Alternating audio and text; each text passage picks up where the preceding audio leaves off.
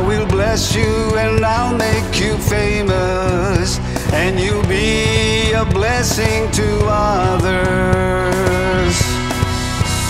I will bless all those people who bless you.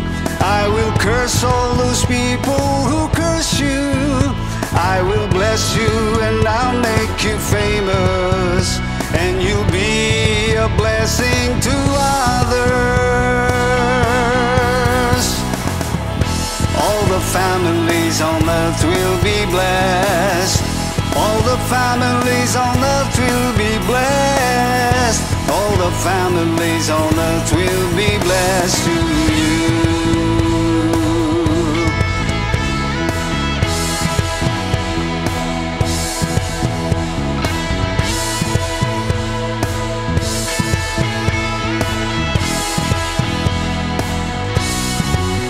Go to the land that He will show you.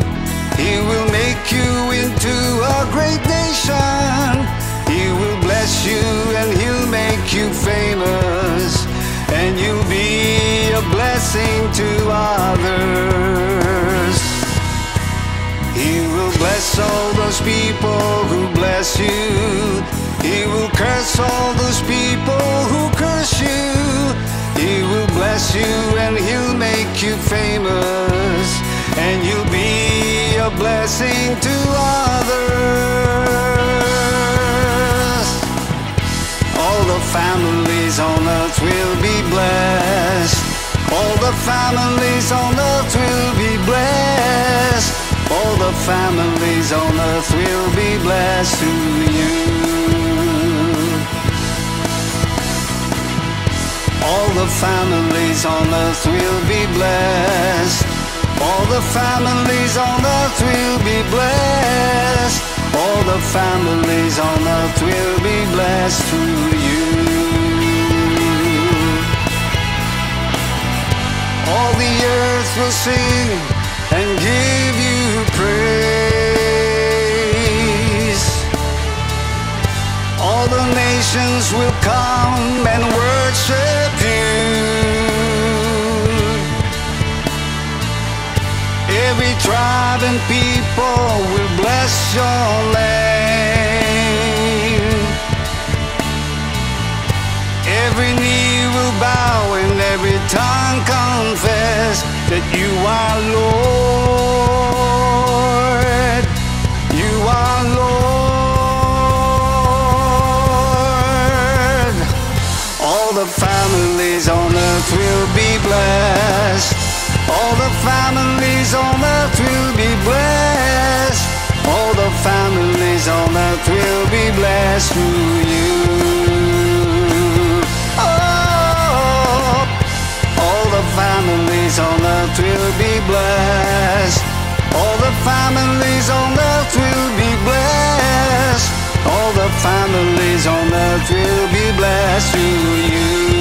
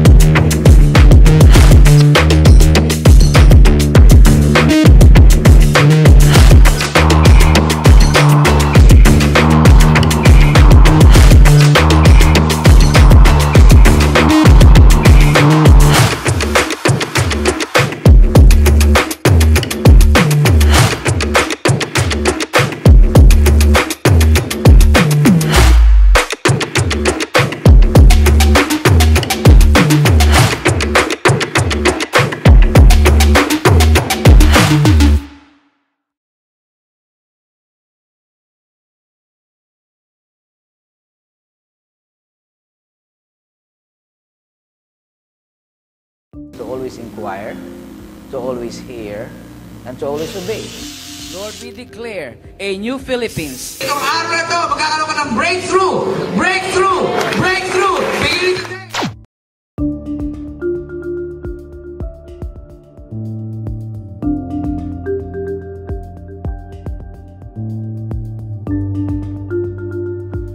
Hi, I'm Pastor Nick Belsa, one of the executive members of Joshua Generation Worldwide Ministries.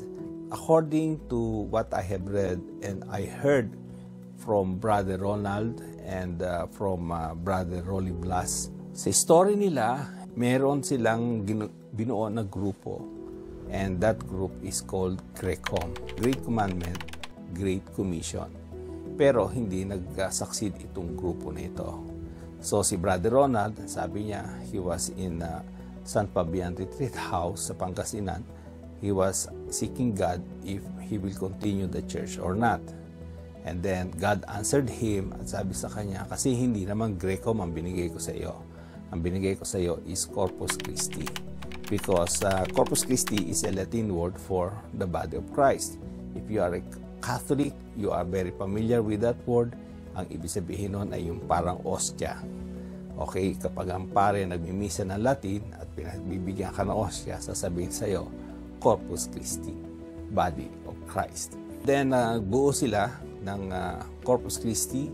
Merong 12 incorporators at kasama doon ay wala iba kundi si isa doon sa mga founding leaders natin ay si Apostle Joshua Blas. I received the Lord in 1981, and it's the same time that Brother Ronald got born again. And he was telling me that he had received a message from the Lord to build up a church that would minister to Catholics and fellow Christians, and that was Corpus Christi. So we started having the Swedish seminars, LSS, Bible studies, prayer meetings, and Sunday fellowships. And from 12, Corpus Christi grew to hundreds. The Holy Spirit was upon the church, and it moved in signs and wonders, miracles, and the church really grew through the power of the Holy Spirit. This drew more and more people to the church and to God. Corpus Christi ministries lean on the move of the Holy Spirit, of the charismatic move. Our pastors and evangelists share the gospel from house to house. We also have TV shows, radio programs, and materials given about to promote salvation of souls and discipleship. Kung may nakakaalala po sa inyo yung Turn On to Jesus, it went about for almost 10 years TV ministry, and it was run by Brother Ronald and the rest of us.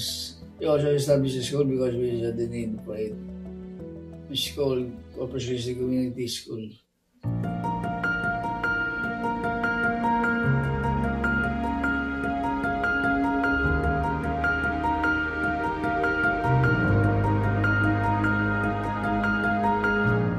So in 1988, the baton was transferred to Apostle Joshua Blas at siya na-take over ng leadership dahil si Brother Ronald is pumunta na sa ating Panginoon. He was with the Lord.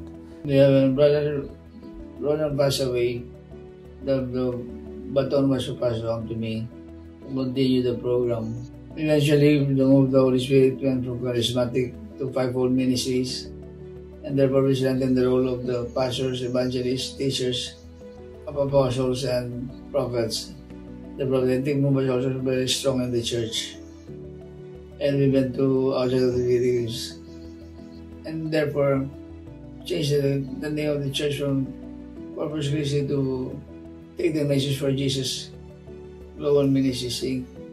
Later on, the school's name was also changed, Take the Message for Jesus Academy.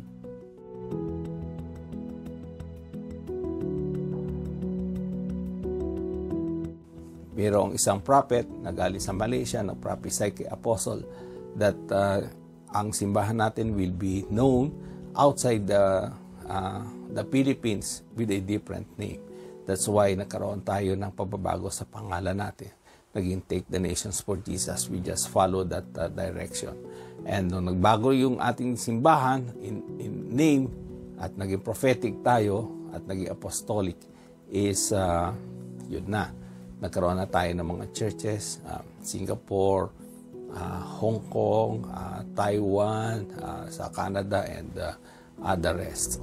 It was also this season that we had in the relationship with the body of Christ and the other ministries in the international and local scenery. Yan yung Benin ministries, Maurice Cirulo, Philippine Council of Evangelical Churches, PCAC, PGM or PGC, Philippines for Jesus Movement, Fire and Glory, and the rest. This way we were able to reach out more souls, break up denominational barriers, and promote unity in the body of Christ. And after this now, we are in contact with most of them. One other thing we're mentioning is, during this time, is the birth of our love for Israel. It started when Beulah Padua, with the from the Philippines, invited me to Israel for a study tour. And there God spoke to me and said, I want you to stay around the Philippine churches with the knowledge and love for Israel. And from then on, we went on preaching about Israel and following up in joining Jerusalem Council Prayer for All Nations, or JOPAN, and International Christian Embassy of Jerusalem, ICEJ. We used to have a prayer tower based on the Wailing Wall of Israel, where people will gather and prayer and worship. So, by this time is kinausap ng Panginoon si Apostle na baguhin ang kanyang pangalan and tawagin siya na Joshua, and later on ang simbahan ay tinawag din na Joshua Generation Worldwide Ministries, Inc. Ang pagbabago sa church ay tuloy-tuloy. God changes us from glory to glory. Binigyan ako ng usual name ng Diyos, Joshua. Noong una yung magamitin, pero dahil sa iho, iha, and never ihi, I was convicted by God to use the name Joshua. And even the church was eventually changed to Joshua Generation Worldwide Ministries, Inc.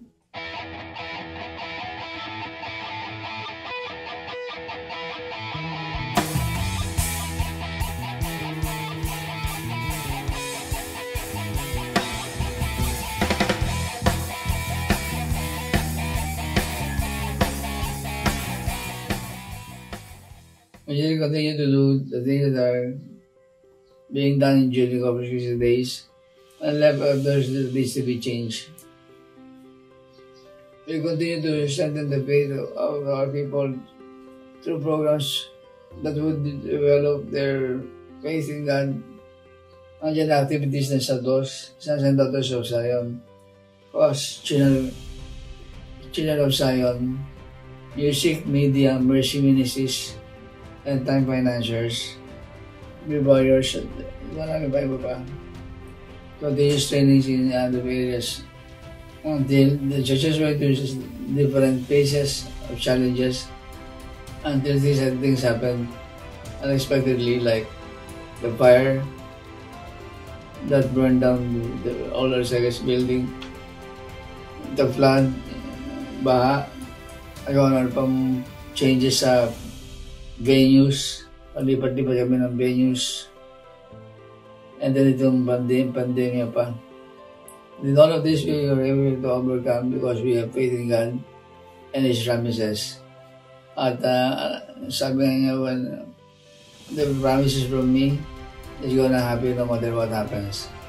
We trust in God's goodness and His promises. Because of God's presence is always with us. We're standing firm in His name. Love God with all our heart, soul, and strength, and to make disciples of all nations, baptizing them in the Father, Son, and the Holy Spirit, and teaching them to obey what Jesus said, I will be with you till the end of the age.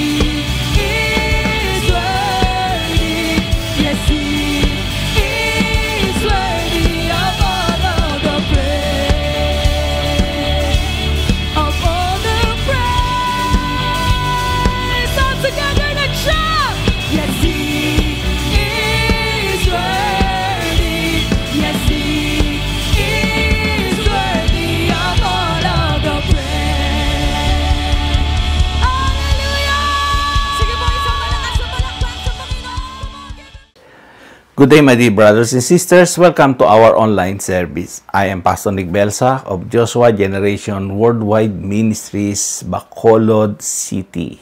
And on behalf of our spiritual director, Apostle Joshua Blas, we welcome every one of you.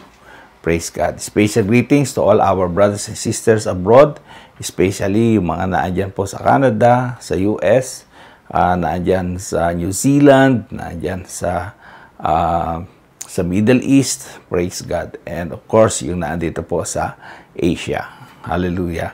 For this month of June, ang ating theme is about the fear of the Lord. Okay? Bringing back the fear of the Lord. Kinakailangan maibalik ang fear of God doon sa ating personal na buhay, sa ating family, sa ating simbahan, sa community, sa bansa. It is so important because ito ang pinakasusi para magkaroon talaga ng great revival sa ating bayan. Okay? Praise God. So, kunin ko po muna ang what is the fear of the Lord. Okay? Ang sabi po dito is ang fear of the Lord is to stand in awe. Okay? In other words, kung halimbawa, someone who is superior than you, o let's say isang sikat na artista biglang tumayo sa iyong harapan, ay hindi mo pwedeng i-describe yung nararamdaman mo at yung feeling mo. And the same thing kapag tayo ay nandun sa presence ni Lord, nasa harapan ni Lord, we stand in awe. Okay? At wala tayong magawa except to bow down. Okay? Ang expression na yun is the fear of the Lord. Okay? Meron din pong sinasabi sa Bible na hindi fear of the Lord. Okay? What is not the fear of the Lord? Ang sabi po ni James is this, James 2:19. You say you have faith, for you believe that there is one God. Good for you. Even demons believe this, and they tremble in terror. So in other words, ang sinasabi po sa atin dito is this. Kapag tayo ay merong fear of God, tayo ay we stand in awe before Him. Pero kung meron tayong fear of punishment, just like the devil, di ba? Hindi po yun ang tunay na fear of the Lord. Ang mga diablo, naniniwala sila in the existence of one God. Praise God. And they tremble. Okay. Natandaan nyo yung encounter ni Jesus doon sa mga demons. Sabi ng mga demons, have you come before the appointed time to torture us? Diba? Have you come to torture us before the appointed time? So alam nila na sila ay pupunta sa hell, ito torture sila. Pero nung nakita na nila si Jesus, they feared Jesus. At ang question nila, are you going to torture us before the appointed time? So they were in fear, nanginginig sila. And pero ang problem sa kanila, hindi sila pupunta ng langit. Bakit? Although naniniwala sila that there is God, 'di ba? So ang tinuturo sa atin dito, maraming tao naniniwala sa Diyos. And they also fear like the devil, okay? Pero hindi sila sumusunod sa Diyos.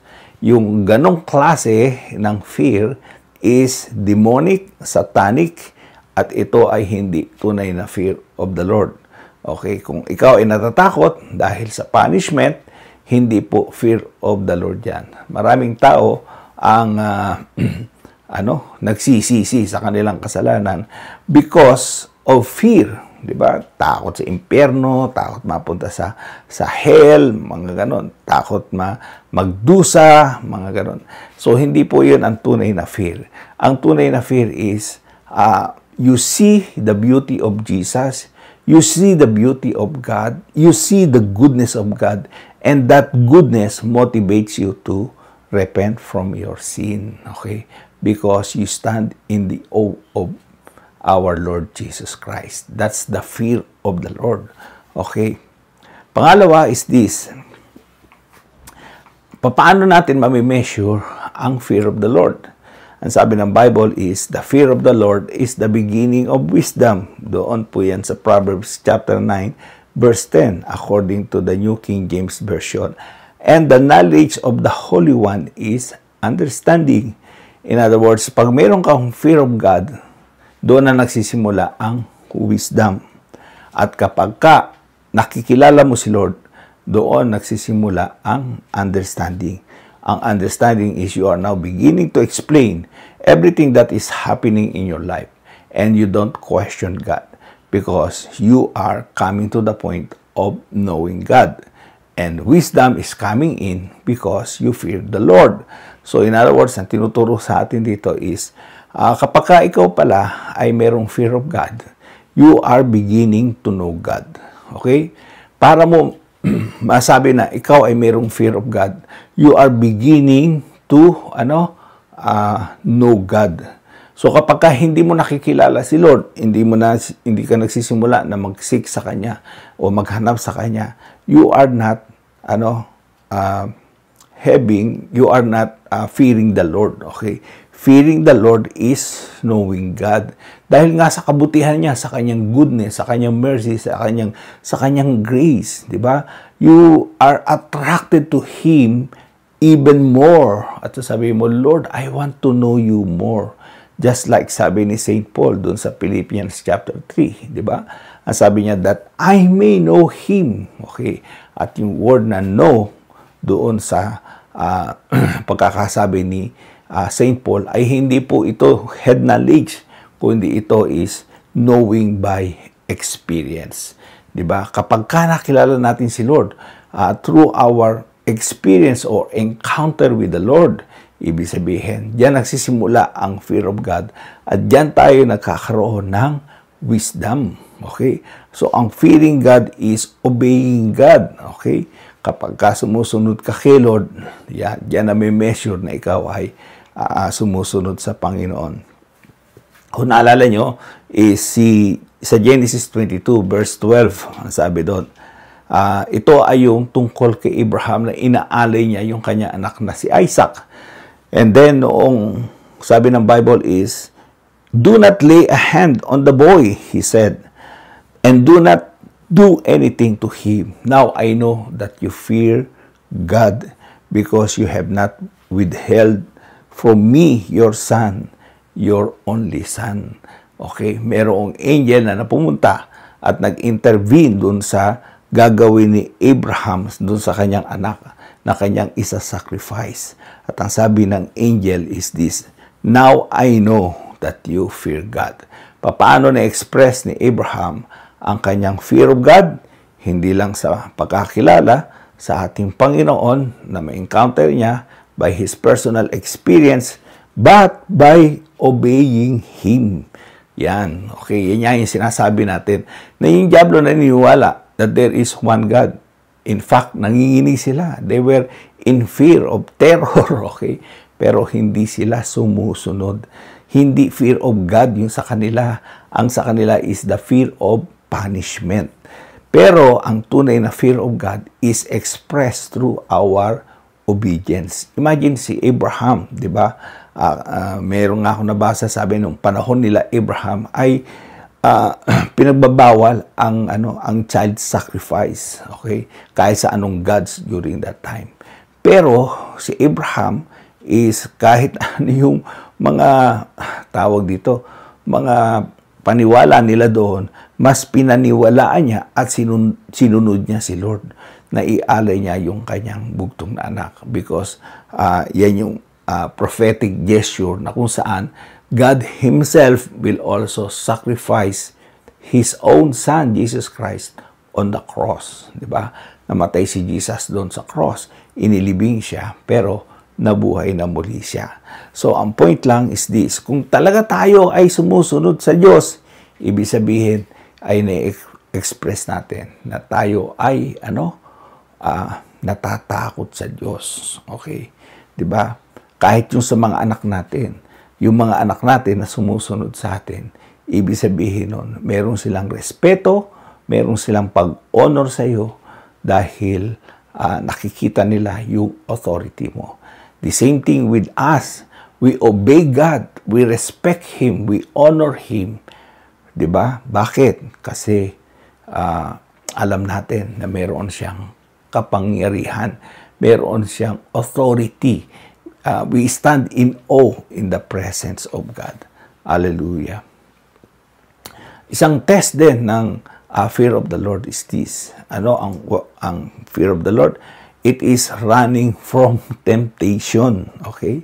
So, ito ay story naman ni Joseph doon sa Genesis. Ang sabi, "No one is greater in this house than I am. My master has withheld nothing from me except you, because you are his wife. How then could I do such a wicked thing and sin against God?" And then, ang sabi doon sa verse 12 ng chapter 39 ng Genesis, she caught him by his cloak and said, come to bed with me. But he left his cloak in her hand and ran out of the house. Okay, yun ang sinasabi ng istorya ni Joseph. Okay, siya ay tumakbo sa temptation. Okay, merong mga bagay na pwede tayong i-cast out sa pangalan ni Jesus. Pero pagdating sa temptation, hindi po demonyo yan eh, 'di ba? Sabi ng Bible, we have authority over demons and we can cast out demons in the name of the Lord. So aalis ang diablo. Pero ang temptation, hindi po diablo yan eh. It is the lust of the flesh, 'di ba?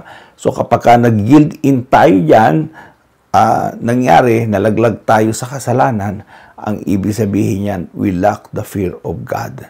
Pero si Joseph, ang sabi niya, how could I do such a wicked thing and sin against God? Okay, sa ibang translation, sin against my God.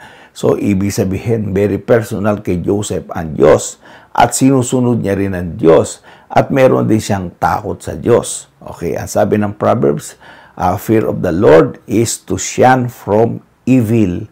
Ang takot daw sa Panginoon ay umaalis o umiiwas o tumatakas sa kasamaan.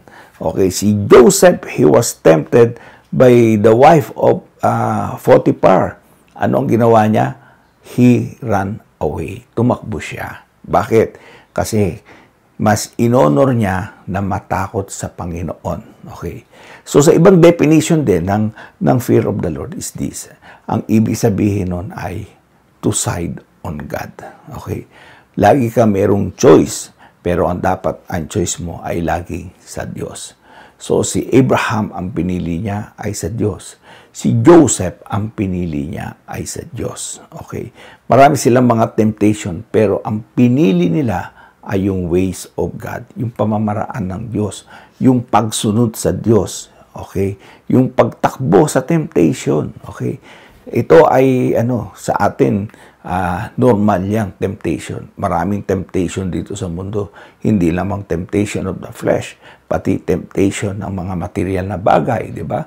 Temptation ng pera, temptation ng kapangyarihan, ng power, temptation ng lahat ng nandito na nakikita natin sa mundo. We are almost tempted in all these ways. At ang sabi ng Bible, and the Bible also says Jesus was tempted in every way, and yet he did not sin. Okay, bakit? Kasi nanalo sa kanya ang fear of the Lord. Diba? Meron bang fear of the Lord si Jesus? Yes. Ang sabi doon sa Isaiah 11, the Spirit of the Lord will come upon him. Pupuspusin daw siya ng banal na espiritu. At pagkatapos, wisdom and knowledge will be upon him. Counsel and might will be upon him. And the fear of the Lord, okay, understanding and the fear of the Lord will come upon him. So ang fear of the Lord is a manifestation, okay? Ito po ay manifestation ng anointing ng Holy Spirit. So kapag meron tayong Holy Spirit at tayo ay napupuspos ng Holy Spirit, ang anointing ng fear of the Lord is also coming upon us. At kaya tayo ay willing sumunod sa Panginoon, tayo ay willing na tumakbo sa mga temptation, tayo ay willing na magbigay ng sacrifice sa Kanya, willing tayo na mag-side lagi sa Panginoon. Okay, kapag mayroon choices, ang lagi natin pinipili is the side of God. Bakit? Kasi we have the fear of the Lord. Praise God. Now, how important is the fear of the Lord? Gaano kahalaga ang fear of the Lord sa buhay natin, sa ating family, sa ating church, sa ating community? Ang sabi doon sa Isaiah 33 verse 6, sabi dito, "In that day, He," speaking to the Lord, "will be your sure foundation, providing a rich store of salvation, wisdom, and knowledge. The fear of the Lord is or will be your treasure." Ang sabi dito, ganito, ang fear of the Lord daw ay parang treasure box natin yan.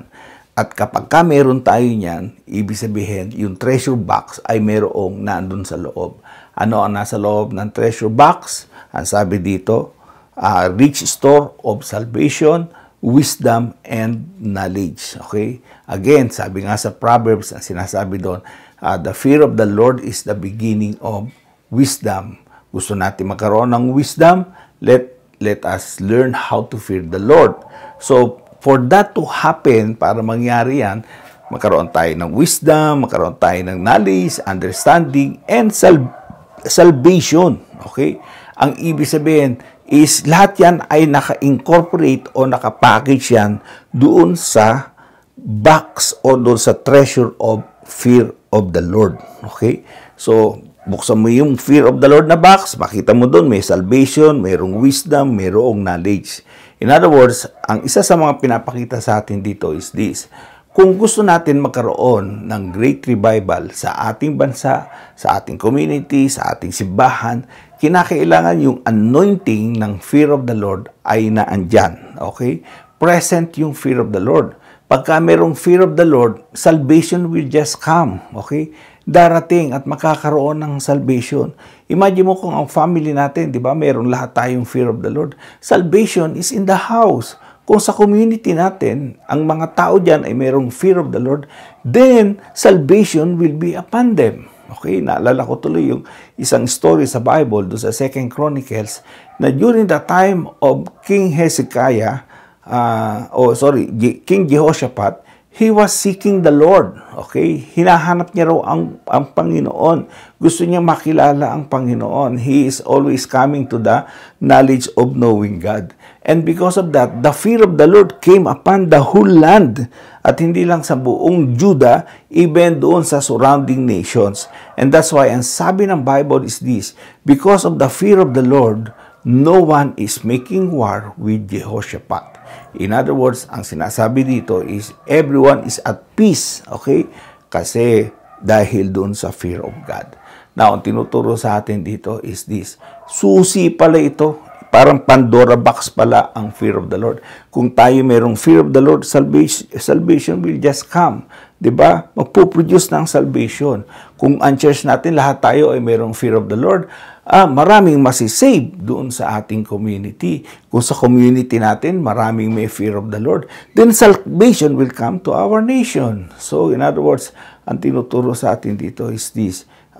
The fear of the Lord is pinaka-importante at mahalagang ingredient para sa kaligtasan ng mga tao. Okay? So, maraming mga tao ang hindi sila nagkakaroon ng fear of God, nagkakaroon ng salvation kasi wala silang fear of God, 'di ba? At minsan ang simbahan is nagiging isang mockery sa kanila. Okay? At minamak nila ang simbahan. Bakit? Kasi wala silang fear of God. Pero kung ang mga statement natin, ang mga namumuno sa ating gobyerno, sa ating pamahalaan, maging national hanggang local, ay merong takot sa Diyos, di ba? Magkakaroon din sila ng respeto sa simbahan. So in other words, ang tinuturo sa atin is napakahalaga pala nitong fear of God. Okay? Mag-create ng fear of God sa ating buhay. Okay? At para magkaroon tayo ng fear of God, kinakailangan natin ang Holy Spirit. Okay? Si Jesus, again, kaya siya nagkaroon ng fear of God is because He was anointed by the Holy Spirit. And the anointing produces fear of God, ang sabi ng Bible. Okay? Praise God. So, isum up na lang po natin ang pinag-uusapan natin. Ang ibig sabihin ng fear of God is to stand in awe before God. Yung namamangha ka sa Kanya. Okay? Manghang-mangha ka sa Diyos.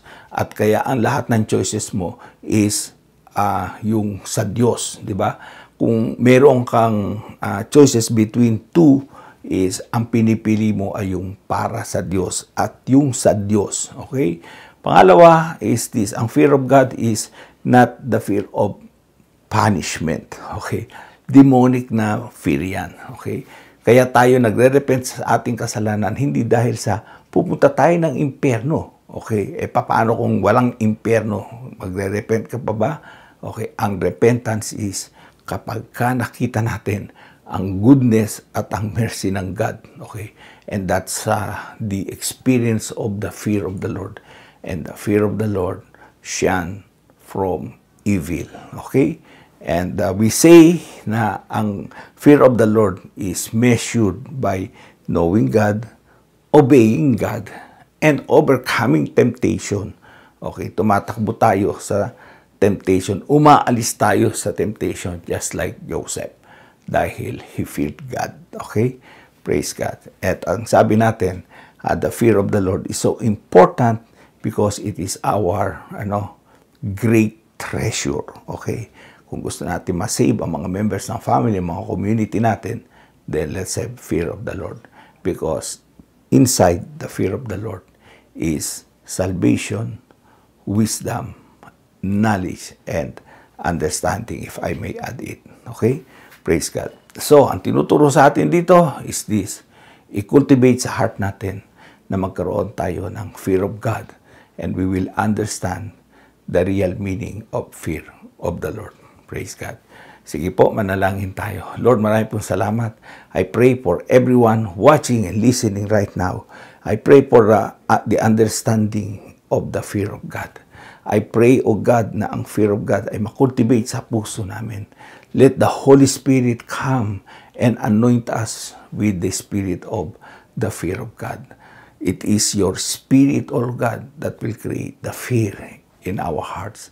It is the Holy Spirit that will give us the understanding of knowing who Jesus is. And this knowledge, experience, encounter with Jesus will bring us to the fear of God. Lord, marami pong salamat. May you teach us, Lord, how to really repent from our sins.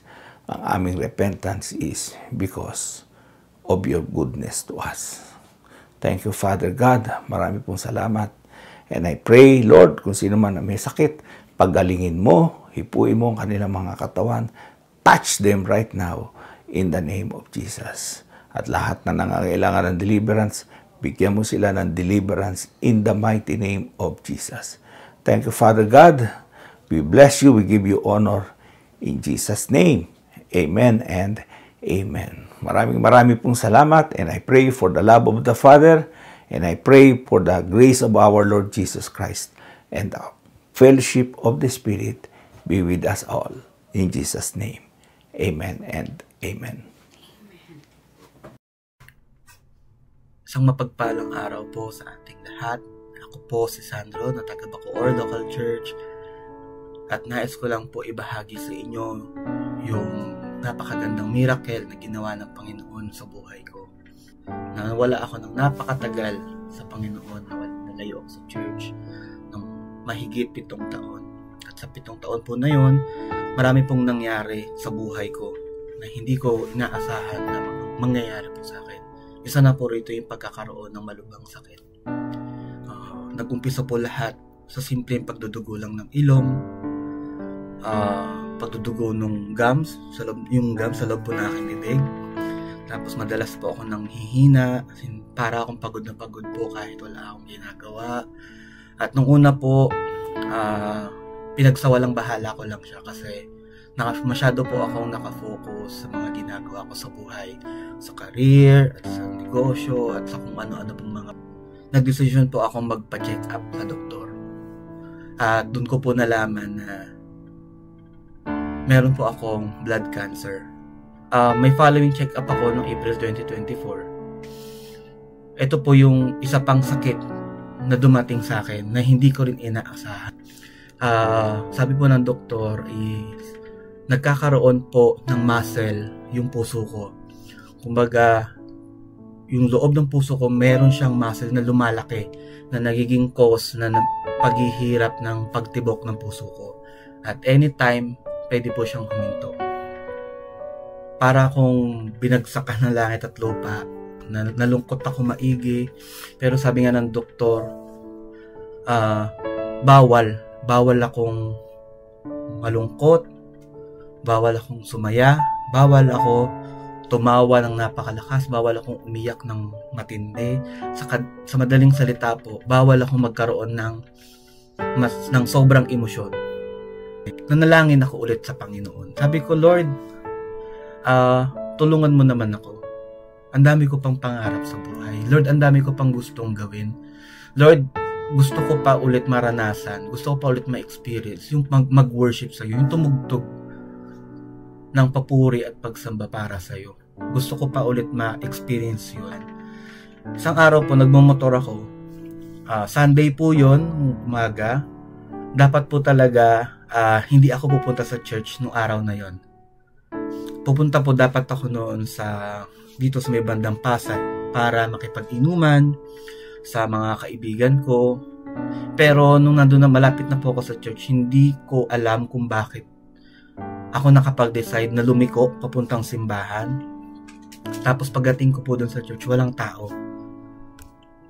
May nakita po akong kamay na umaabot sa akin. Isang napakaliwanag na paligid, biglang na vision ko. Isang napakaliwanag na paligid, tapos meron po siyang kamay. Tapos sabi po sa akin ng Holy Spirit nung time na yan, abutin mo yung kamay.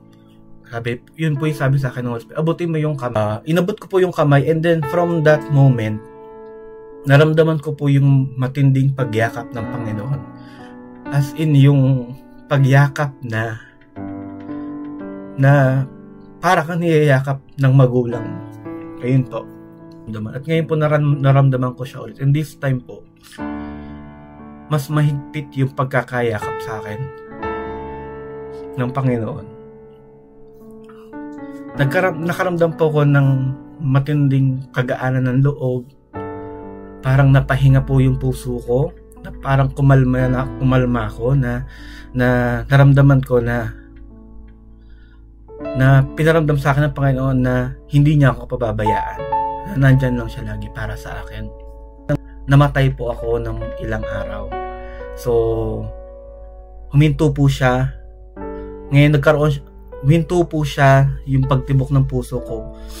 Tapos, hindi ko na po alam yung kasunod na nangyari. Naalala ko na lang po, nagising ako na sa ospital. Sabi ko sa Panginoon, Lord, kung loloobin mo na bigyan pa ako ng mahabang buhay, please, ibigay mo sa akin.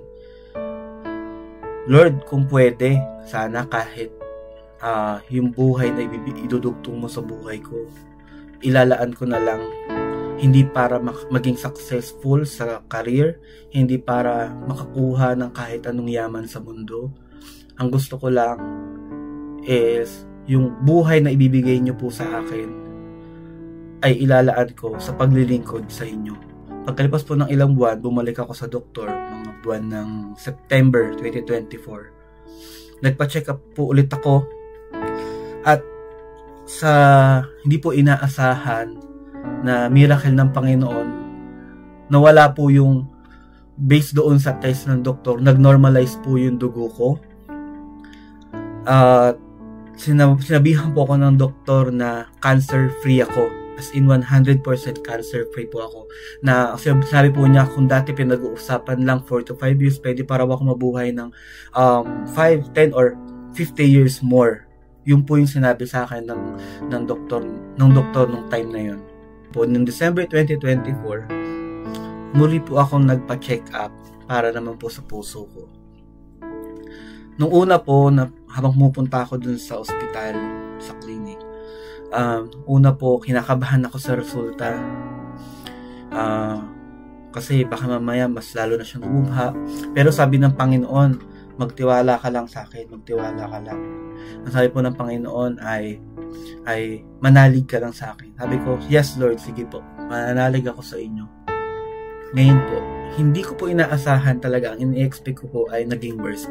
Pero by the grace of God, ang nangyari po ay nawala po yung muscle sa puso ko.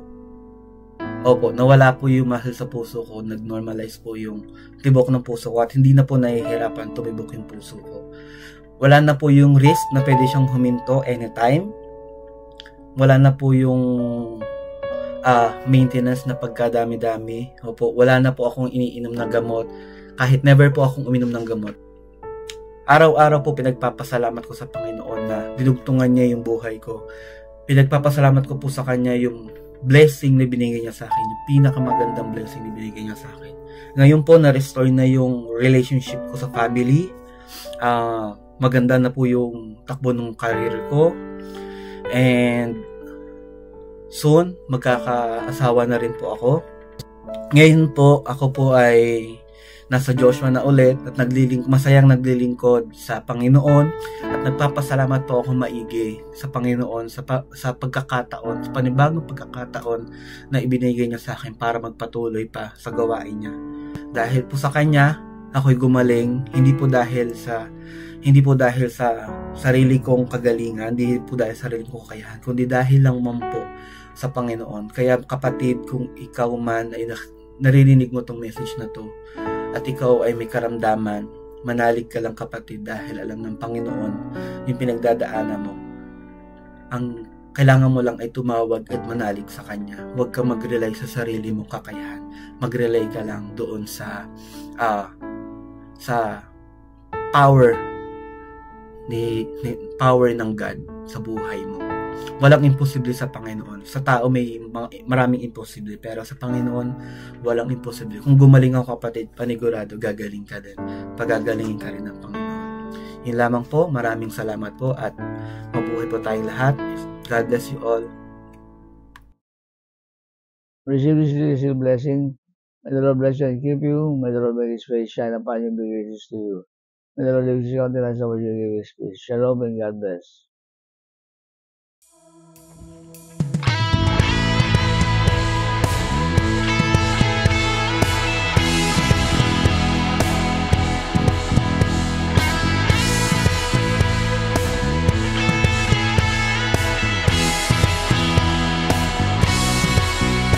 To the land that I will show you, I will make you into a great nation. I will bless you and I'll make you famous, and you'll be a blessing to others. I will bless all those people who bless you. I will curse all those people who curse you. I will bless you and I'll make you famous, and you'll be a blessing to others.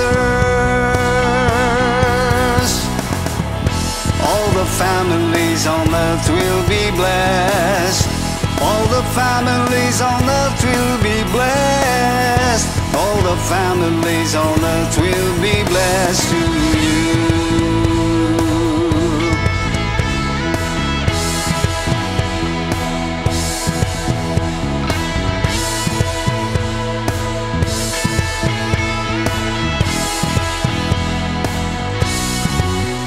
To the land that He will show you. He will make you into a great nation. He will bless you and He'll make you famous, and you'll be a blessing to others. He will bless all those people who bless you. He will curse all those people who curse you.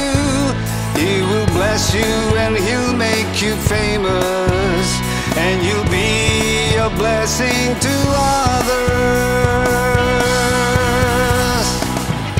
All the families on earth will be blessed. All the families on earth will be blessed. All the families on earth will be blessed to you. All the families on earth will be blessed. All the families on earth will be blessed. All the families on earth will be blessed through you. All the earth will sing and give you praise. All the nations will come and worship you. Every tribe and people will bless your name. Every knee will bow and every tongue confess that you are Lord. You are Lord. All the families on earth will be blessed. All the families on earth will be blessed. All the families on earth will be blessed through you. Oh, all the families on earth will be blessed. All the families on earth will be blessed. All the families on earth will be blessed through you.